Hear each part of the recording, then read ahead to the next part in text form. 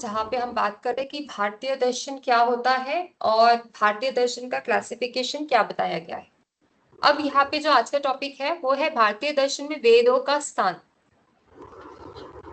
तब इसमें वेद जो है भारत का सबसे प्राचीन और महत्वपूर्ण ग्रंथ है, ये हमें मालूम है। और भारत की जो अधिकांश जो दार्शनिक परंपराएं है वो भी कहीं ना कहीं किसी ना किसी रूप में वेदों से प्रभावित हुई है। और विशेष रूप से अगर देखा जाए तो जो भारतीय दर्शन है, साथ ही साथ जो भारतीय ट्रेडिशंस है, वहां पे वेदों का गहरा प्रभाव पड़ा है। तो वेदों का भारतीय दर्शन पर प्रभाव दो प्रकार से पड़ा है। सबसे पहला प्रभाव है वेदों को मानने वाले दर्शन, जिसको हम बोलते हैं वेदानुकूल दर्शन। तो ये दर्शन वेदों को प्रमाण मानते हैं, यानी वेदों को ही वो सोर्सेस ऑफ नॉलेज मानते हैं जिसपे वो आगे वर्क करके अपने थ्योरीज और अपने जो भी उनके सिद्धांत हैं वो बताते हैं। तो इसमें जो मुख्य दर्शन है वो आते हैं मीमांसा, फिर वेदांत यानी वेदों का अंत, जिसके बाद उपनिषद और जितनी भी गाथाएं हैं वो शुरू होती है। फिर सांख्य दर्शन, योग दर्शन, न्याय दर्शन, वैशेषिक दर्शन। तो अब इनको हम कहते हैं षड दर्शन। ये जो 6 दर्शन है इसी को हम कहते हैं षड दर्शन। वैसे ही जो दर्शन वेदों को नहीं मानते उसको क्या है बोलते हैं, नास्तिक दर्शन, वेद विरोधी दर्शन। वो कौन से हो गए, चार्वाक हो गया, बौद्ध हो गया और जैन हो गया। अब जब हम मीमांसा और वेदांत का के बारे में बात करते हैं, उनके अगर संबंध मानते हैं वेदों से, तो उनको दो भाग में डिवाइड किया गया। ये ध्यान से सुनिए, पहला जो भाग है वो है कर्म कांड। कर्म कांड में यज्ञ, पूजा और जो भी धार्मिक कर्म है, रिचुअल्स है, एक्टिविटीज है, ये सब कुछ कर्म कांड में होता है। तो इसी पे हम दर्शन मीमांसा आधारित, इसी बेस पे हम दर्शन मीमांसा के बारे में बताते हैं। और इसको पूर्व मीमांसा और कर्म मीमांसा भी कहा जाता है। तो मीमांसा का पहला डिवीजन है जिसको हम कर्म कांड के बेसिस पे डिवाइड करते हैं। दूसरा जो है ज्ञान कांड के बेसिस पे डिवाइड होता है, जिसमें जो हमारे स्पिरिचुअलिटी रिलेटेड जो सवाल आते हैं कि मैं कौन हूँ, मेरा अस्तित्व कैसा है, और मौत के बाद अंतिम समय में क्या होता है, तो वो सारे क्वेश्चन आत्मा, ब्रह्मा और मोक्ष से संबंधित भाग ज्ञान कांड में आते हैं। ठीक है, ज्ञान कांड में आते हैं। और इसी आधारित पर जो वेदांत है वो आता है। वेदांत यानी वेदों का अंत। तो वेदांत में मोस्टली जो कंसेप्ट है वो ये ज्ञान कांड से रिलेटेड कंसेप्ट है, और इसी को उत्तर मीमांसा या ज्ञान मीमांसा भी कहते हैं। इसे उत्तर मीमांसा या ज्ञान मीमांसा दोनों तरीके से हम इसको बोल सकते हैं। अब आते हैं दूसरी जो दर्शन है, दूसरे जो स्कूल्स ऑफ फिलोसफीज है उनकी तरफ, सांख्य, योग, न्याय, वैशेषिकम। तो अभी हम क्या पढ़ रहे हैं, वेदों पे कौन मतलब वेदों का प्रभाव हमें कौन कौन से दर्शन में देखने को मिलता है। इसमें हमने देखा कि मीमांसा दर्शन में वेदों का किस प्रकार से प्रभाव है और मीमांसा दर्शन किस प्रकार से कैटेगराइज किया गया है। अब ये देखने के बाद हम देखते हैं कि सांख्य, योग, न्याय और वैशेषिकम, अब ये जो दर्शन है डायरेक्ट वेद से उत्पन्न नहीं हुए हैं। पहले जो मीमांसा दर्शन था उसमें आप देखा था कि कहीं ना कहीं डायरेक्ट कनेक्शन था, बट यहाँ पे ये दर्शन में डायरेक्ट वेदों से उत्पन्न नहीं है। इनका जो है लौकिक विचारों से इनका विकास हुआ है। लौकिक विचारों मतलब माने कि यहाँ पे जो थिंकर्स रहे हैं, जो ऋषि मुनि यहाँ पे इस बेसिस पे जो यहाँ पे काम किए हैं, तो उनके थॉट्स, उनकी जो भी विचारधाराएं हैं उसके बेसिस पे ये दर्शन डेवलप हुआ है। तो फिर भी ये जो दर्शन है वेद विरोधी नहीं है, और इसी वजह से इनको भी आस्तिक दर्शन का दर्जा दिया गया है। ओके, तो अब थर्ड कैटेगरी में आते हैं जो कि है चार्वाक, बौद्ध और जैन दर्शन। अब ये जो दर्शन आप सुन रहे हैं, ये दर्शन का विकास वैदिक परंपरा के विरोध की प्रतिक्रिया के रूप में हुआ, और ये वेदों को प्रमाण नहीं मानते हैं, और इसी वजह से इनको नास्तिक दर्शन कहा जाता है। तो ये एक 3 कैटेगरीज ऑफ दर्शन है जिसमें हम समझ पाते हैं कि वेदों का इन्फ्लुएंस और प्रभाव कौन कौन से दर्शन में हमें ज्यादा से ज्यादा देखने को मिलता था। अब और इसको मतलब अच्छे से समझेंगे तो वेदानुकूल दर्शन आ गया, मीमांसा, वेदांत, सांख्य, योग, न्याय, वैशेषिक, ये आ गया। और जो वेद विरोधी हो गए वो चार्वाक, बौद्ध और जैन। अब जैसे कि अभी आप लोग में से आप क्यूरियोसिटी आ रहा था कि जो बाकी के अगर बेसिस पे, बाकी के ग्राउंड पे अगर हम क्लासिफाई करेंगे तो कैसा होगा। तो अगर परलोक के आधार पे हम क्लासिफाई करें, परलोक के आधार पे अगर आस्तिक दर्शन बोले जो कि परलोक को मानते हैं, तो उसमें जो आता है मीमांसा, वेदांत, सांख्य, योग, न्याय, वैशेषिक, बौद्ध, जैन दर्शन, ये सारा जो है परलोक को मानते हैं। अनिल जी, आपका सवाल क्या था, आप फिर से बताएंगे क्या? आपने एक सवाल पूछा था। यही पूछा था, परलोक को मीमांसा मानते हैं कि नहीं? अच्छा, यही पूछा था क्या? Okay okay. तो यहाँ पे आप देख सकते हैं परलोक को ये मानते हैं। मीमांसा नहीं अब मैम, इसको, सांख्य के लिए पूछा था, सांख्य। हाँ, क्योंकि सांख्य, सांख्य सांख्य जो भी है मानते हैं। आत्मा को नहीं मानते ना, इसलिए यस, डॉक्टर के शायद न मानते हो। नहीं, सांख्य ईश्वर को नहीं मानते, पुरुष एंड प्रकृति के कंसेप्ट को मानते हैं। पुरुषा इन द सेंस आत्मा परमात्मा के सेंस में लिया जा सकता है। लेकिन वहाँ शायद मोक्ष जो है वो प्रकृति का मोक्ष मानते हैं, पुरुष का मोक्ष नहीं मानते सांख्य वाले। एक अजीब बात है कि प्रकृति का, जैसा मैंने पढ़ा है, प्रकृति का मोक्ष मानते हैं, पुरुष का मोक्ष नहीं मानते। नहीं नहीं नहीं, पुरुष का मोक्ष होता है। प्रकृति तो मटेरियलिस्टिक है, कॉन्शियसनेस तो पुरुष है। तो जब पुरुष एंड प्रकृति जब मिलते हैं तो क्रिएशन होता है। और जब पुरुष को ज्ञान हो जाता है कि प्रकृति उसका आधार नहीं है, उसका आधार वो खुद है, और जब वो प्रकृति से अलग होता है, तब उसको, जब खुद का सेल्फ रियलाइजेशन होता है, तब उसको मोक्ष की प्राप्ति होती है। तो इवोल्यूशन और डिसोल्यूशन का कंसेप्ट बताया है सांख्य दर्शन में, और साथ ही साथ ये भी बताया है कि कैसे पुरुष को अपनी चेतना का ज्ञान होता है, तब उसको मोक्ष की प्राप्ति होती है। ठीक है। परलोक का कंसेप्ट जो यहाँ पे है सांख्य दर्शन में, इसका मुझे एक बार कॉन्टेक्स्ट देखना पड़ेगा कि कौन से कॉन्टेक्स्ट में इसके बारे में बताया है, फिर मैं आपको इसका अच्छे से बता पाऊंगी जो परलोक का कंसेप्ट है। बट ईश्वर के बारे में यहाँ पे अच्छे से बताया है कि ईश्वर को दे डोंट कंसीडर, उनका ईश्वर के रूप में, ईश्वर के बारे में उतना मानना नहीं है।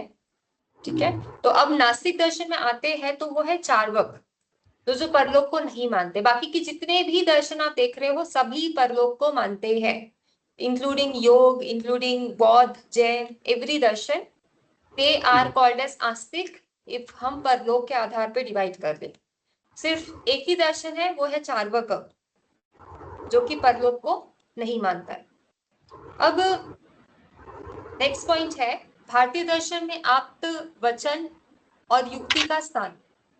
तो जहां तक भारतीय दर्शन के बारे में हम सीखते हैं, वो सिर्फ एक बिलीफ सिस्टम नहीं है, ये सिर्फ विश्वास पे आधार नहीं है, ये दो आधार पे चलता है। आप्त वचन, आप्त वचन यानी कि टेस्टिमनी, जो ज्ञानी व्यक्ति, ऋषि मुनि, पुरुष, महापुरुष, इनके कथन कहलाते हैं। साथ ही साथ वेद, आगम और अन्य प्रमाणिक ग्रंथ कहलाते हैं इस आधार पे। दूसरा है तर्क के आधार पे, यानी कोई लॉजिकल बातें हैं, बुद्धि है, तर्क है, उसकी बातों पे भी यहाँ पे हम देख सकते हैं कि यहाँ पे दर्शन का फाउंडेशन बनता है। तो बिना तर्क के किसी भी बात को यहाँ पे स्वीकार नहीं किया जा सकता। तो ये दो पॉइंट से जो भारतीय दर्शन है उसका लिटरेचर बना है, वो है आप्तवचन और दूसरा युक्ति यानी कि तर्क। अब जब दर्शन की विचार प्रणाली देखते हैं तो दर्शन में इस प्रकार के क्वेश्चन पूछे जाते हैं कि संसार का मूल्य कारण क्या है, ईश्वर होते हैं क्या या ईश्वर नहीं होते हैं, ईश्वर का स्वरूप क्या होता है, देन आत्मा क्या होता है, जीवन का क्या उद्देश्य है, जीवन क्या होता है। तो ये सारे प्रश्न को उत्तर हम सिर्फ इंद्रियों के प्रत्यक्ष अनुभव से नहीं दे सकते। तो इसलिए हमें क्या करना है, हमें तर्क यानी युक्ति का यूज करना है, विचार, हमारे ओपिनियंस, अनुभव, हमारे एक्सपीरियंस, हमारे प्रमाण जो हम परसीव कर रहे हैं।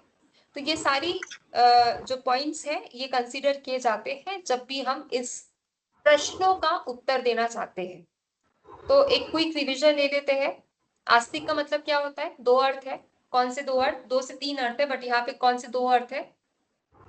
आस्तिक मतलब वेदों को मानने वाले, यस, और भगवान परलोक को मानने भगवान वाले, वेदों को परलोक मानने वाला, परलोक को मानने ईश्वर को वाला। मानने वाला और परलोक को मानने, तीन कॉन्सेप्ट नास्तिक है का ना। अर्थ क्या है? अगेन, वेद को नहीं मानने वाले, परलोक को नहीं मानने वाले। अब इसमें से चार्वक जो है वो वेद को नहीं मानते, परलोक को नहीं मानते, इसलिए वो दोनों अर्थों में नास्तिक कहलाते हैं। ठीक है। अब वेदों के दो भाग है, कौन से भाग है? कर्मकांड और ज्ञान कांड।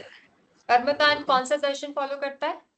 मतलब कौन सा दर्शन कर्मकांड के बेसिस के आधार पे बना है?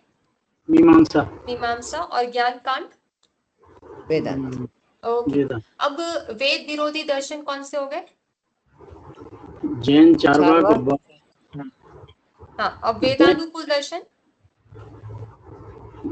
बाकी जो रह गए वो न्याय, वैशेषिक, सांख्य, योग, मीमांसा एंड षट वेदांत। दर्शन।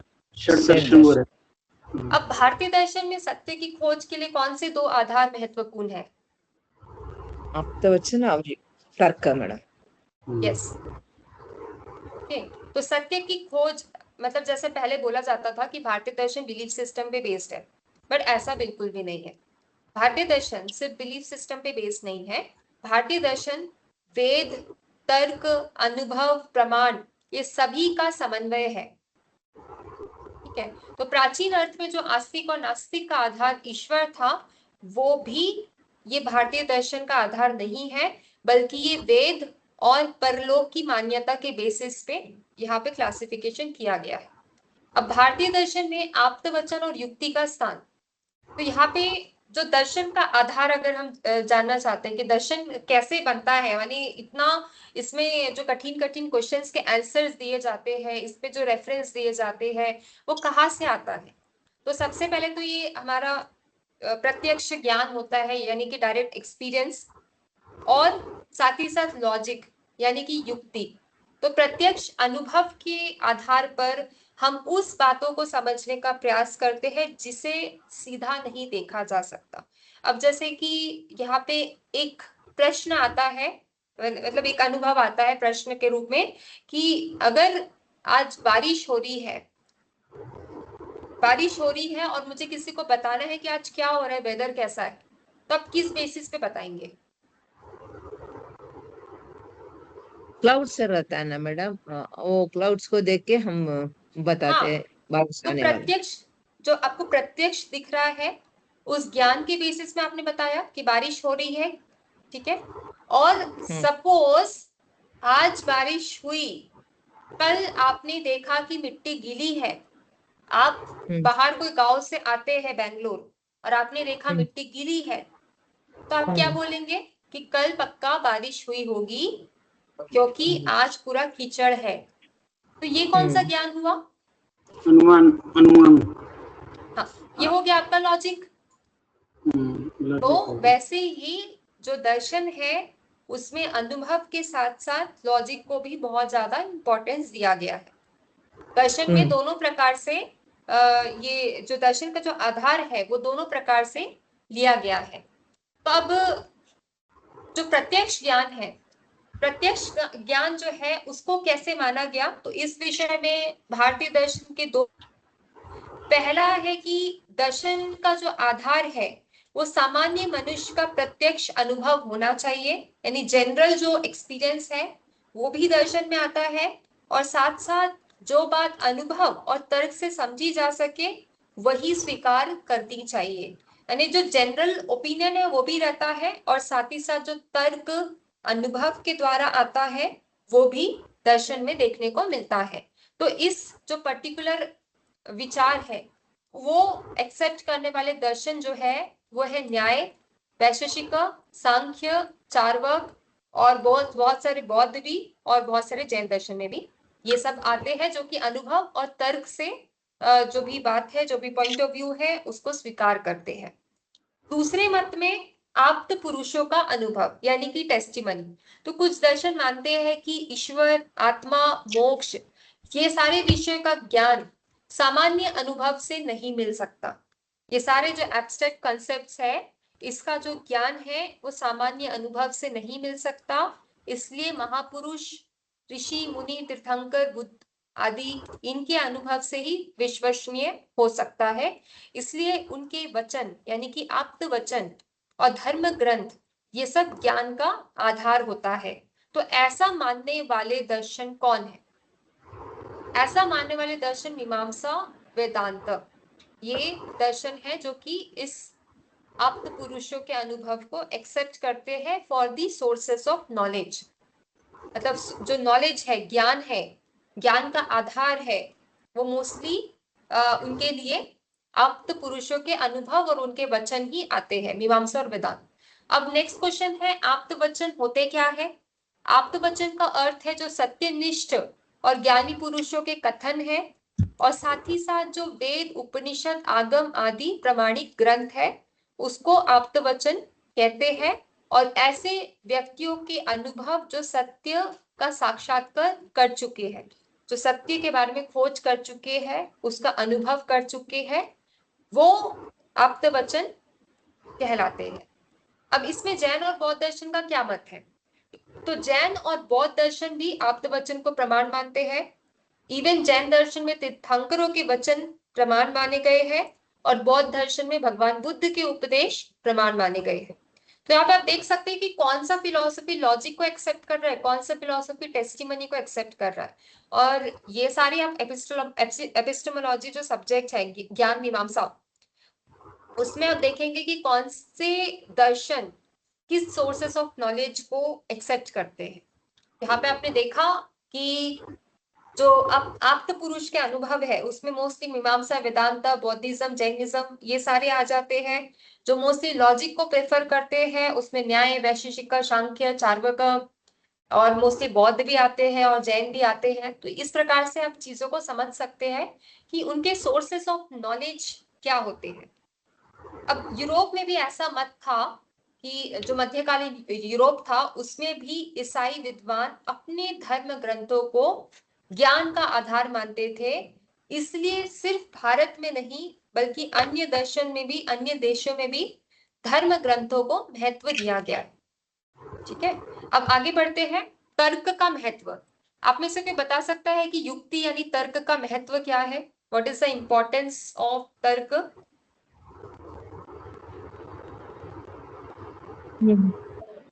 मैडम किसी भी चीज को, किसी के कहने को हम ब्लाइंड से एक्सेप्ट नहीं करने के बाद करने के बदले उसे हम तर्क के, सोच समझ के, विचार करके, तर्क करके समझना अच्छा है, इसलिए हम तर्क करते हैं ना मैडम। किसी के बात को हम ब्लाइंड से नहीं मानना नहीं है। ठीक है, और कोई ट्राई करना चाहता है यहाँ पे?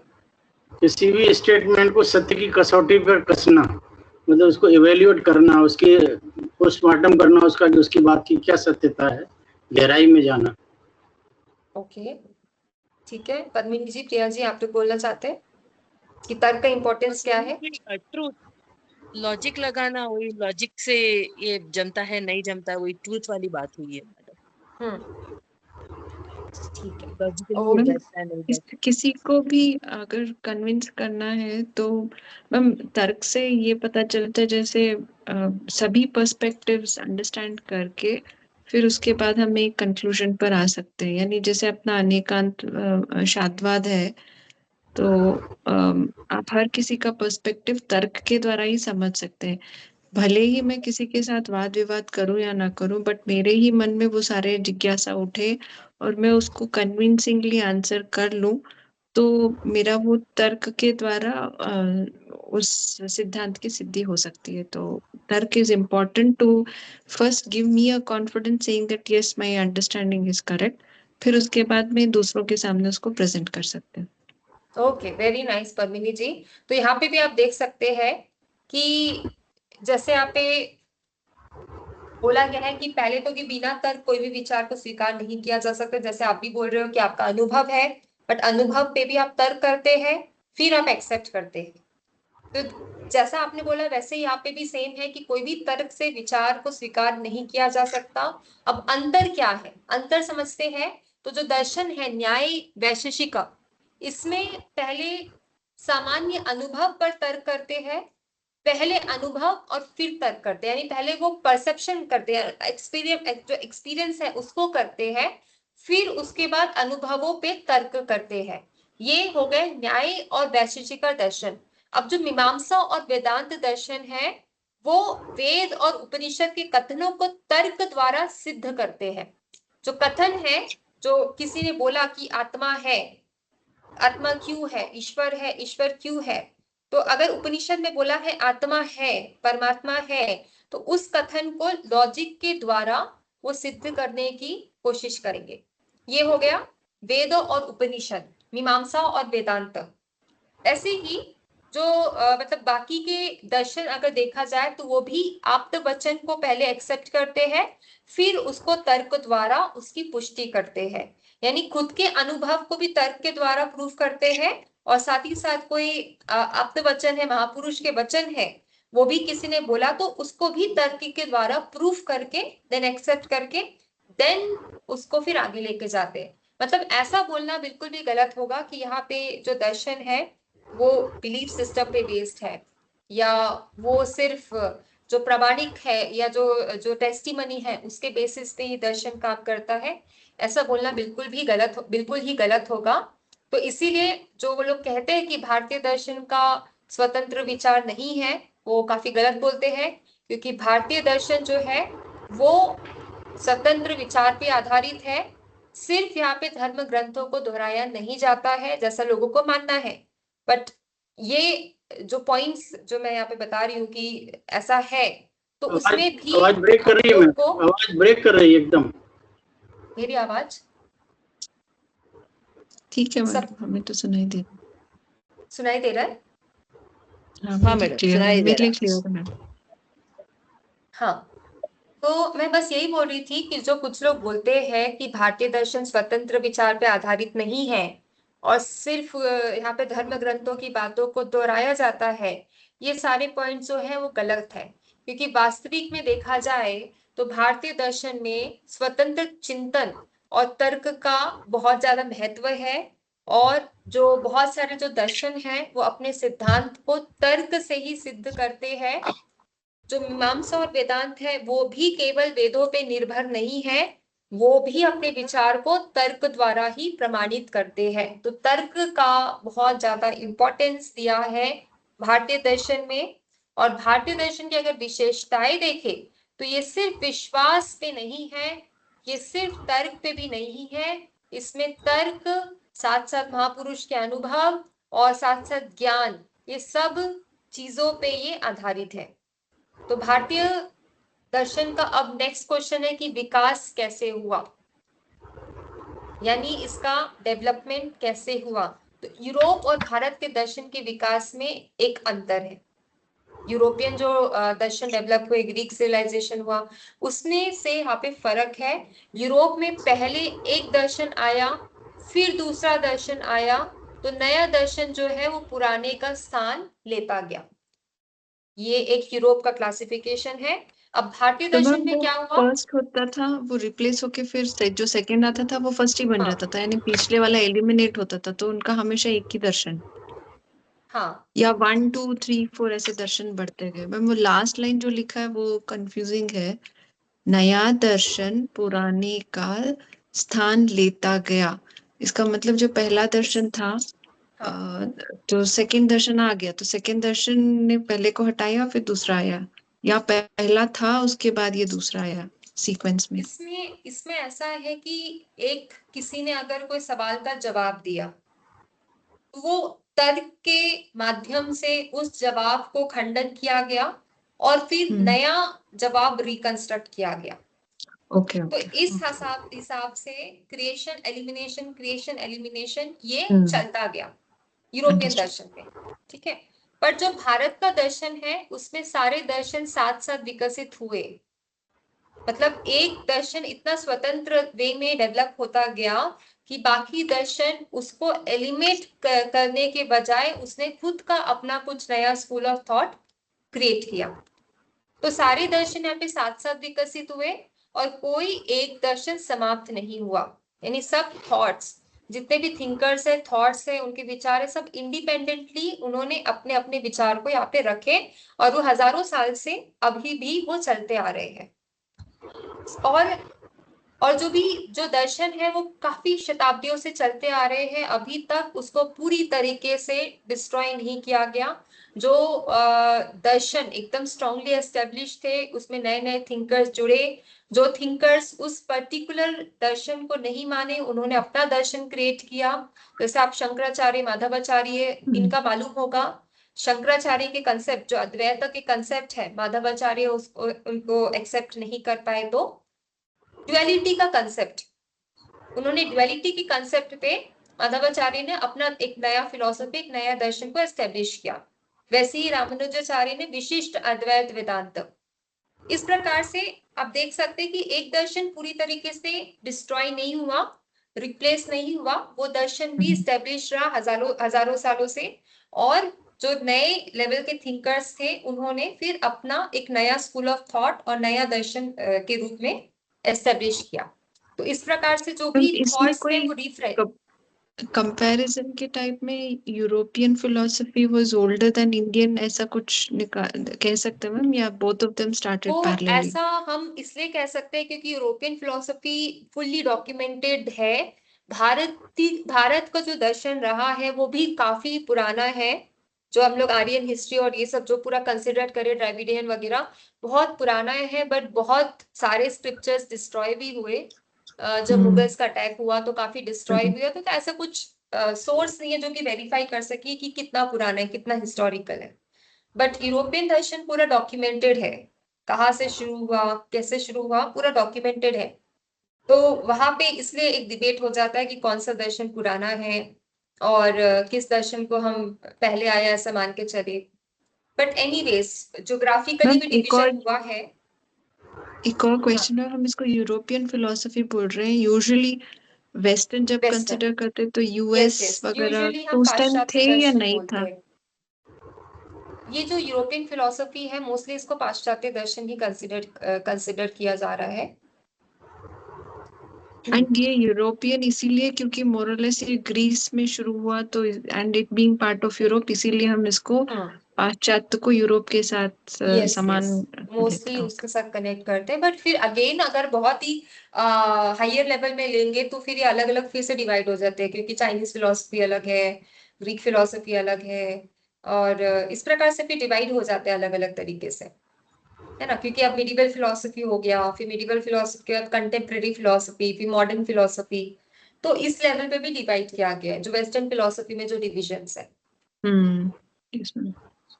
ठीक है, तो हाँ आगे बढ़ते हैं। तो भारत में दर्शन जो है सिर्फ पढ़ने का विषय नहीं था, ये मोक्ष का विषय था, जीवन जीने का मार्ग था।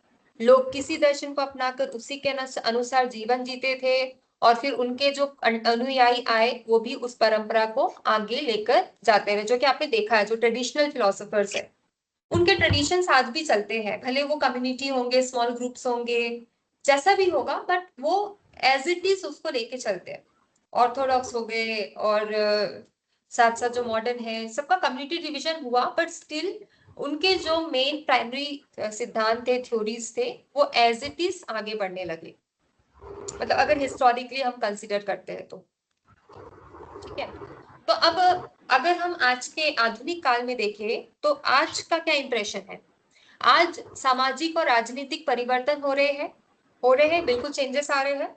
अब इसकी वजह से भारतीय दर्शन का विकास जो है वो कुछ समय के लिए धीमा पड़ा, क्योंकि बहुत सारे कॉन्फ्लिक्ट्स हुए, पॉलिटिकल वायलेशंस हुए। ये सब की वजह से जो मॉडर्न थिंकर्स जो आए, जैसे महात्मा गांधी और श्री अरबिंदो, उनका थोड़ा सा जो फोकस था वो दर्शन को नहीं लेके सोशल जो लाइफ है उसको बैलेंस करने की ओर चला गया। तो इसमें देख सकते हैं कि दर्शन से थोड़ा सा हटके जो सोशल कॉज है वहां पे फिलोसोफर्स का जो मोटिवेशन है और जो मोटो है वो चला जाता है। तो थोड़ा सा इसका डेवलपमेंट धीमा हुआ, बट स्टिल ये सारे जो फ्रीडम फाइटर्स थे उन्होंने भी ये पुराने दर्शनों पे थिंकिंग किया और उसको नए तरीके से लेकर आए। जैसे कि उन्होंने नए नए तरीके से जो भगवत गीता है और सोर्सेस है उस पे अपने अपने विचार रखे। जेल में रह के भी उन्होंने इस पे एक प्रकार से तपस्या की, जो पुराने लिटरेचर सोर्सेस है उस पे तपस्या करके उसको कुछ नए तरीके से लोगों के सामने प्रेजेंट करने का कार्यक्रम किया। बट मोस्टली उनका जो फोकस रहा था सोशल कॉज के लिए ही रहा था। तो यहाँ पे कुछ आधुनिक बट काल अभी में आधुनिक काल में कोई नया दर्शन तो नहीं निकला। आई मीन जो दर्शन हुए हैं उसी पे और उन्होंने कमेंट्री करके या तो उसको एक्सेप्ट कर लिया या फिर वे स्विच हो गए एक विद इन दीज 6 दर्शन। जो अगर उनको देखा अपील किया तो वो वहां गए। हाँ, नया दर्शन नहीं निकला क्योंकि बट नए स्कूल्स ऑफ थॉट्स आए। मतलब ऐसा नहीं बोल रहे स्कूल्स ऑफ फिलोसफी नहीं बोलेंगे, बट बहुत सारे नए स्कूल्स ऑफ थॉट्स आए जो कि थिंकर्स के बेसिस पे, जैसे कि अभी बोल सकते हैं जैसे श्री अरबिंदो की सोसाइटी है Yes, और ma'am. जिडू कृष्णमूर्ति की भी सोसाइटी है। तो ऐसे स्कूल्स ऑफ थॉट्स आए जो कि अब उनके ट्रेडिशंस को, उनके थिंकिंग पैटर्न्स को, जैसे ओशो है उनका तो पूरा एक नया ही ग्रुप रमणश्री था। भी है यहाँ पर लोकल। हाँ, तो उनकी जो थिंकिंग पैटर्न्स, उनकी जो लाइफस्टाइल थी अभी के जैसे कि आज के जमाने में रविशंकर जी और यस सदगुरु करेक्ट। जी, तो इनके जो भी प्रमाण है उसके बेसिस पे अब लोग उसको आगे लेके जा रहे हैं। हाँ, तो इस प्रकार से हम देख सकते हैं। तो आधुनिक काल में जो भारतीय दर्शन है उसमें मोस्टली स्टडी एंड रिसर्च पे आजकल फोकस है, और साथ साथ जो पुराने दर्शन है उसके रिवाइवल पे इसका फोकस है कि जो पुराने दर्शन जो लॉस्ट हो रहे, वेदों का जो साइंस लॉस्ट हो रहा है उसको कैसे रिवाइव किया जाए, उसको कैसे आगे लेके जाया जाए, ये सब पे अब फोकस आ चुका है। ठीक है, तो अब जब यहाँ तक एक बैकग्राउंड समझ आता है भारतीय दर्शन का, तो यहाँ पे एक और सवाल आता है कि इसमें आलोचना या प्रत्यालोचना है, तो इसकी एक विशेषता है कि यहाँ पे हेल्दी वाद विवाद होता है, यानी कंस्ट्रक्टिव डिबेट होता है। ठीक है, तो कंस्ट्रक्टिव डिबेट क्या होता है, मतलब कि पहला पॉइंट, जो दर्शन है वो एक दूसरे का अध्ययन करते हैं, सिर्फ आलोचना नहीं करते हैं, तर्क देकर उत्तर देते हैं। फिर विरोधी विचारों को पहले सही ढंग से समझता था, फिर तर्क के आधार पर उनकी समीक्षा करता था। यानी फर्स्ट जो था कि आपको डायरेक्ट खंडन नहीं करना है, पहले आपको पुष्टि करना है, उसको समझना है, फिर समझने के बाद उसमें लिमिटेशन से जो भी है वो अपना पॉइंट ऑफ व्यू रखते थे। बट आज क्या हो रहा है, कॉन्फ्लिक्ट्स क्यों आ रहे हैं, क्योंकि one is not trying to understand what other one is saying. या तो आप एक दूसरे के संपर्क में ले लीजिए, फैमिली डिस्प्यूट में ले लीजिए, कंट्री डिस्प्यूट में, दूसरे क्या बोल रहे हैं उनके विचार को समझने का कोई प्रयास नहीं किया जा रहा है, सिर्फ अपनी पॉइंट्स ही रखनी है। तो इसमें क्या होता है, इसमें मिसअंडरस्टैंडिंग होता है और साथ ही साथ डिस्प्यूट और बढ़ जाता है। बट जो पुराने जो दर्शन के जो आलोचना होता था उसमें पहले दूसरे दर्शन का अध्ययन किया जाता था, अध्ययन के बाद तर्क के द्वारा उत्तर दिया जाता था। तो इससे क्या हुआ, भारत में हजारों दार्शनिक ग्रंथ लिखे गए और बहुत सारी विचारधाराओं का गहन विकास हुआ, और जो ज्ञान है वो निरंतर बढ़ता गया। जैसे आज भी अगर आप लोग रिसर्च करते हैं, कुछ आपको कोई ग्रंथ पसंद आया, उस ग्रंथ को आपको आगे लेके जाना है, तो आप क्या करेंगे, पहले उस पर उसको पढ़ेंगे पूरी तरीके से वो लिटरेचर को, उसके बाद आप अपना पॉइंट ऑफ व्यू रखेंगे। तो इसको अब हम एक प्रकार से हेल्दी कंस्ट्रक्शन बोलते हैं, जिससे कि ज्ञान की वृद्धि होती है और ज्ञान जो है जो जो रियल फिलॉसफी है, जो रियल दर्शन है वो बरकरार रहता है। ठीक है, तो क्विक रिवीजन के तौर पे दर्शन का आधार क्या है बताइए आप लोग, what is the base for the philosophy? पहले अनुभव नहीं, I mean 2 types of philosophy है जहाँ पर पहले अनुभव करके तर्क दिया जाता था। एक और स्ट्रीम था जहाँ पर तर्क के द्वारा ही बताया जाता था। हाँ, वो न्यायिक, वो वेदांत सेकंड वाला है, ऊपर में न्यायिक। यस, तो दो पॉइंट ऑफ व्यू रहे हैं। पहला तो जो है कि महापुरुष यानी आप पुरुष यानी टेस्टिमनी को मानने वाले आधार, इसमें वेद, उपनिषद, तीर्थंकर के उपदेश, बुद्ध के उपदेश, ये सभी आ गए। फिर दूसरा जो पॉइंट है तर्क, उसमें सारे दर्शन तर्क को मानते हैं। और Yes. फिर नेक्स्ट पॉइंट है कि भारतीय दर्शन सिर्फ विश्वास पे नहीं है, वो विश्वास, तर्क, अनुभव इस पे आधारित है। ठीक है, तो भारत में सभी दर्शन जो है साथ साथ विकसित हुए। तो दर्शन केवल पढ़ने का विषय नहीं, ये जीवन जीने की कला है। और भारतीय दर्शन की सबसे बड़ी अगर विशेषता ले तो यह तर्कपूर्ण चर्चा, आलोचना, प्रत्यालोचना, विचारों का सम्मान और सत्य की खोज। तो भारतीय दर्शन क्या है? यह अनुभव पे बेस्ड है, तर्क पे बेस्ड है और महापुरुषों के प्रामाणिक वचनों पे बेस्ड है। तो इसमें सबसे बड़ी विशेषता है कि ये स्वतंत्र चिंतन, स्वस्थ वाद विवाद और सत्य की निरंतर खोज करता है। मैम इससे एक इन्फ्रेंस ये निकल सकता है कि हम एज एज अ भारतीय दर्शन हम कितने we had so much of patience कि हम सभी दर्शनों को we were allowing them to progress. Europe की तरह नहीं है कि भैया पहले आया उसको हटाओ, नया वाला चिंतन वाला ओवरलैप कर गया, but we all flourished together ऐसे अन्य। तो diversity was there in us from the long time. हम सभी को समान अवसर देकर सबके साथ विकास, सबका साथ सबका विकास, वो हाँ। एक दिक्कत हो गई पद्मिनी जी के, याद रखना ज्यादा पड़ रहा है अब। पहले एक हाँ दो हाँ हाँ, ये बिल्कुल मैं एज ए स्टूडेंट जब मैम पूछेंगी ना किसमें क्या है, तब पता लगेगा आपको। हाँ वो तब हाँ, पता इसलिए मैं लगेगा। कंटिन्यूस पूछ रही हूँ कि वो ऐसा नहीं है कि याद ना रहे, याद रहते जाए वो। और मैम वो सिक्स इसी में दर्शन के मतलब नाम मेन ही क्या बाइट होता है करना ना, थोड़ा टफ है। टफ है, सही बात है। मेन क्या होता है कि कुछ विचार को अगर हम बार बार सुनते हैं तो वो हमें हमें पता रहता है। जैसे जैन दर्शन का आप लोग बार बार डिस्कोर्स सुन रहे हैं, आप पढ़ रहे हैं, देख रहे हैं, तो याद रहता है। अब ये दर्शन से आप ज्यादा अवेयर नहीं है, ज्यादा इनके साथ ज्यादा इंटरेक्शंस नहीं होता है, तो जाहिर सी बात है उसमें आपको याद नहीं होगा उतनी जल्दी।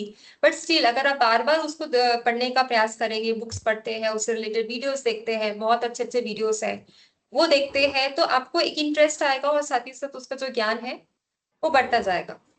तो it all ma'am depends net कि के एग्जाम के लिए ये एक सबसे इम्पोर्टेंट सब्जेक्ट है मैम, नेट के लिए, हाँ, नेट एग्जाम नेट के के लिए लिए। तो ये बहुत इंपॉर्टेंट है। फिलोसफी में जो एक है नेट का एक पेपर ही है फिलोसफी पे, तो उसमें प्लस यूपीएससी में जो क्वेश्चंस पूछे जाते हैं डिस्क्रिप्टिव क्वेश्चंस, वो भी philosophical question, social science related questions होते हैं। प्लस आपका जो इंटरव्यू है जो होता है उसमें तो काफी फिलोसफिकल होता है। तो it's a good paper for your civil service exam, NET exam. और ये सब्जेक्ट इसलिए भी इंटरेस्टिंग है कि क्योंकि ये ऐसा नहीं बोलता है कि आप यही पढ़ो, जैसा लिखा है वैसे ही मान लो, वैसा ही सोचो, वैसा ही देखो। ये दर्शन आपको पूरा फ्रीडम देता है। फ्रीडम इन द सेंस कि अगर आपको ये मानना है तो मानो, अदरवाइज आपको लग रहा है कि इसमें कुछ खोट है, गलत है, तो you are free to leave it. तो इसमें पूरा स्वतंत्रता है इस पर्टिकुलर दर्शन में। अब मैथमेटिकल प्रिंसिपल्स में a square is equal to b square plus c square, ये मानना ही पड़ेगा, थ्योरी है वो, जो भी हिस्ट्री थ्योरी है वो, you have to accept it. But अब यहाँ पे ये ऐसा दर्शन है, दर्शन ऐसा टॉपिक है कि अगर आपको एक्सेप्टेंस नहीं लग रहा है तो आप, आपका तर्क है, आपके पास स्विच। लॉजिक है, तो उससे आप इसको चैलेंज करके कुछ नया इसमें दे सकते हैं। You have the full freedom to think on this subjects. So history से भी मोस्टली ये अगर पता आपको, चलता है ना मैडम। हाँ हाँ, इंडियन हिस्ट्री से भी ये पता चलता है ना कि हमारे किंगडम में, पहले किंगडम में सभी सभी धर्म रहते थे ना, एक ही धर्म का नहीं था। वो धर्म सहिष्णुता बोलते हैं ना।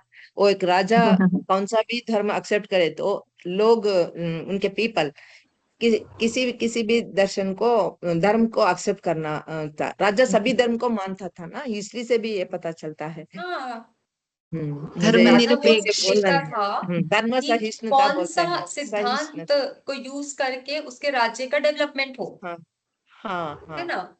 तो इस हम्म। बेसिस पे वो उन लोगों को साथ में लेके चलता था जो उनको बताए कि आपको इकोनॉमिक डेवलपमेंट कैसे होगा, कौन सी पॉलिसी, कौन सा वैल्यूज को मैं एक्सेप्ट करता हूँ तो मोरल डेवलपमेंट होगा, इमोशनल, ये सारे डेवलपमेंट्स होंगे। तो वो प्योर साइंस को लेके आगे बढ़ा जाता था। तो अगर हम भी अगर ऐसा सोच के चले जैसे कि आप बता रहे हो, तो ये जो भेदभाव होता है दर्शनों के बीच, रिलीजन के बीच, वो नहीं होगा, काफी हद तक वो कम हो जाएगा। तो यही इम्पोर्टेंट है कि हमारी अंडरस्टैंडिंग ओपन हो रही है, नए नए थॉट्स आ रहे हैं, एक बार सोचना शुरू करते हैं तो नए नए थॉट्स ऑटोमेटिकली आ जाते हैं, क्रिएटिविटी हाई होती है। तो इस हिसाब से इंटरेस्टिंग सब्जेक्ट है, प्लस ये भी है कि इसमें कुछ रटना नहीं है। तो मैम दिस इज नाम वेरी याद इंपॉर्टेंट। करना मैडम वो सबसे टफ है। हाँ, वो मैं वही बोल रही हूँ, याद करना ही नहीं है। जैसे कि अभी अनिल जी ने, मैं अपने ही एग्जांपल बताती हूँ, अनिल जी ने मेरे को डायरेक्टली पूछा कि ये लोक है परलोक है क्या है करके, तो जब तक वो कॉन्टेक्स्ट दिमाग में नहीं आता तब तक you can not answer it, कि वो स्क्रिप्चर कौन सा था, वो कौन से टेक्स्ट में ऐसा दिया गया था, you can not answer it. But अगर आप वो स्क्रिप्चर्स, वो जो टेक्स्ट है वो पढ़ते हैं, अवेयर है उससे, तो यू कैन आंसर इट। तब अगर ऑब्जेक्टिव क्वेश्चन कोई पूछ रहे तो आप उसको आंसर कर सकते हो। अदरवाइज आपका mind is subjectively prepared for any kind of questions. आत्मा क्या है, आत्मा से रिलेटेड उसके लिए प्रिपेयर्ड हो, क्योंकि आपने इतनी फिलॉसफी पढ़ी है कि यू कैन आंसर इट। कोई भी प्रकार का एब्स्ट्रैक्ट क्वेश्चन है तो you can answer it. But objective question हमारी स्मृति पे बेस्ड होती है, और स्मृति को अगर रेगुलरली उस बातों से नहीं बताया जाए तो स्मृति भी थोड़ी कम हो सकती है। बट जो हमारी जो सब्जेक्टिव थॉट्स है, थिंकिंग है, वो कम नहीं होगी। क्यों? क्योंकि आप हर रोज उसमें रिवीजन कर रहे हो, है ना, हर रोज उसको ट्रेनिंग दे रहे हो। तो अगर ऐसे कुछ डिसीजन मेकिंग के भी चैलेंजेस आते हैं कि क्या लूं, ये या ये, ए या बी, तो उसमें आपका दिमाग फट से काम करेगा, क्योंकि already you are trained to think subjectively, है ना। तो ये एक फिलॉसफी का बहुत इम्पोर्टेंट एक विशेषता है कि ये आपकी माइंड को ट्रेन करना है to think subjectively, to take decision, to make judgements, जिसमें काफी लोग पीछे हैं आजकल। क्या खाना है, क्या कपड़े पहनना है, इसमें ही लोग फंसे रहते हैं, इससे आगे सोचते ही नहीं है। बट फिलॉसफी हमको इससे आगे सोचने पे मजबूर करता है, इसके आगे का हमको विचार लाने के लिए एक प्रकार से मोटिवेट करता है, right. So it will be interesting, but वही है कि आप इस one by one you will go to the text, you will understand कि कौन सा ईश्वर को मानता है, कौन सा ईश्वर को नहीं मानता। इसको याद करना ही नहीं है, करने की जरूरत ही नहीं याद। जैसा जैसा आपको मतलब जैसा टेक्स्ट रहेगा, कॉन्टेक्स्ट रहेगा, उसके बेसिस में वो क्लियर होता जाएगा। ओके, 2-3 बार पद्मिनी जी 2-3 बार याद करे तो याद आता है। एग्जैक्टली, हाँ 2-3 बार हाँ आप वो चीज को पढ़ोगे तो वो याद हो सिक्सी जाता है। दर्शन है ना, दर्शन तो षड दर्शन है, करेक्ट। त्रिनास्तिक है, वो तो मालूम है। फिर उसमें कौन ईश्वर को मानता है, कौन परलोक को मानता है, ये तो वो 2-3 बार याद करे तो आ जाता है। हाँ, और ऐसे ही जैसे कि अभी मैंने बता दिया कि ईश्वर को मानते हैं, ईश्वर को नहीं मानते। अब वो क्यों नहीं मानते, ये अगर हम पढ़ेंगे तो ऑटोमेटिकली वो याद हो जाएगा। तो वो हम लोग पढ़ने वाले हैं आगे जाके कि वो क्यों नहीं मानते, क्या रीजन है। तो जब हम उसके रीजन समझेंगे तो ऑटोमेटिकली वो याद हो जाएगा कि कौन से दर्शन मानते हैं और कौन से दर्शन नहीं मानते। ठीक है, ठीक है ओके, चलिए फिर, थैंक यू। या जय पीडीएफ जिनेंद्र। इस पीडीएफ हाँ, भेज मैं दीजिए। अभी सेंड करती हूँ। हाँ, हाल क्या